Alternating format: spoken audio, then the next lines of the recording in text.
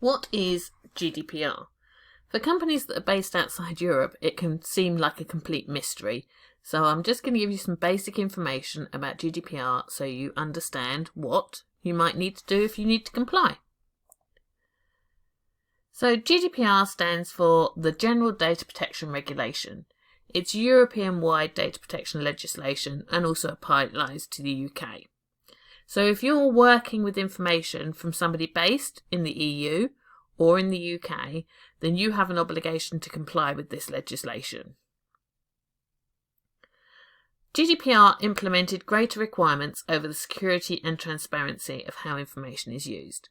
And this basically means that there have to be security controls in place and you need to be transparent about how you're using that information, storing it, how long you're going to retain it for, who you're sharing it with, etc.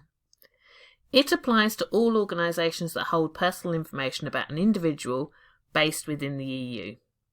So even if you're based outside the EU but have information about an individual in the EU, you need to comply with GDPR. Doesn't matter how big an organisation you are or how small, you have to comply with the legislation. There are requirements for accountability and evidencing of compliance. So you need to have policies and procedures in place. You need to provide privacy notices to individuals to explain how you're using their information. If you fail to comply with the legislation, the ultimate penalty is a significant fine. That can be up to 4% of global turnover or 20 million euros, whichever is higher.